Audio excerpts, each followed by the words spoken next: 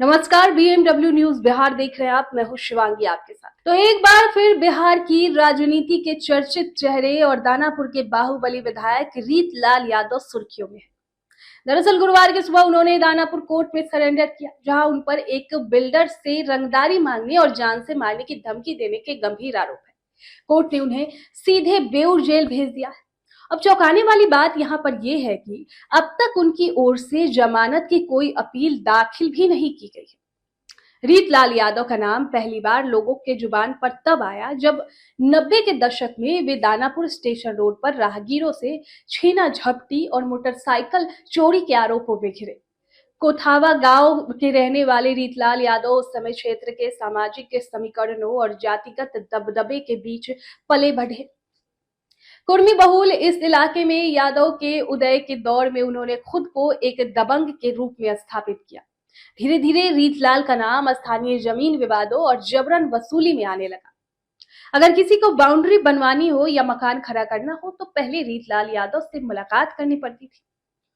दानापुर में RPS college के मालिक RP शर्मा के साथ उनकी गठजोड़ रीतलाल के जीवन का टर्निंग पॉइंट साबित हुआ। रीतलाल ने किसान पर दबाव बनाकर जमीन दिलवाई, बदले में उन्हें अच्छी खासी रकम मिली। अब यही वो मोड़ था जहां उन्होंने सिस्टम को अपने मुताबिक चलाना शुरू कर दिया। 2000 के बाद रीतलाल की पहचान सिर्फ एक दबंग तक सीमित नहीं रह गई। लालू यादव से नजदीकियां बढ़ी, खासकर तब जब मीसा भारती के चुनावी अभियान में रीतलाल का पूरा कुनबा कूद पड़ा। अब 2016 में निर्दलीय MLC बने, फिर 2020 में RJD के टिकट पर विधायक भी बन गए।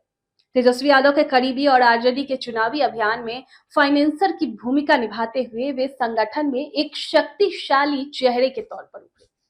अब बताया जा रहा है कि रैली से लेकर मंच, पोस्टर से लेकर प्रचार वाहन तक कई बार रीतलाल ने खुद फंडिंग की।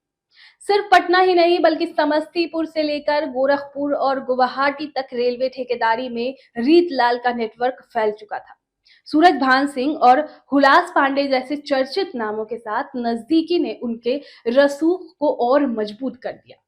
दानापुर में जमीन विवाद हो या नाला निर्माण, रीतलाल के लोगों की मौजूदगी के बिना कुछ भी संभव नहीं। चाहे बेली रोड हो या शिवाला इलाका, हर छोटे बड़े ठेके में उनकी छाया बनी रहती है। हालांकि विवाद भी उनके साथ नहीं छोड़ते।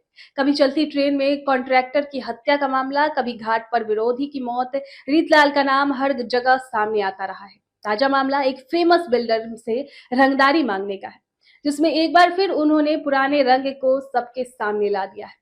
राजनीतिक विश्लेषकों का मानना है कि ये मामला राजद के लिए भारी पड़ सकता है।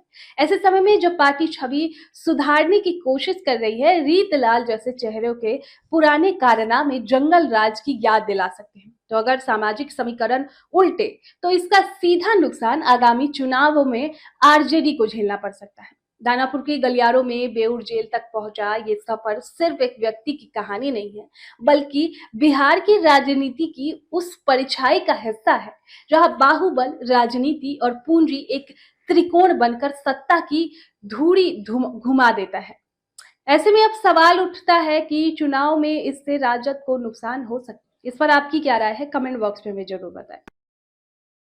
सूर्या हॉस्टल एक बार अपने बच्चे को जरूर भेजें। सीमांचल का सर्वश्रेष्ठ हॉस्टल, 4ठी कक्षा से 10वीं तक कोचिंग एवं ट्यूशन निःशुल्क, बेहतरीन और हर सुविधा से लबरेज। हमारा पता है दलन कटिहार। संपर्क करें 7903464641 पर। हमारा वीडियो अगर आपको अच्छा लगा हो तो आप हमारे वीडियो को लाइक करें, शेयर करें और हमारे चैनल को सब्सक्राइब जरूर करें।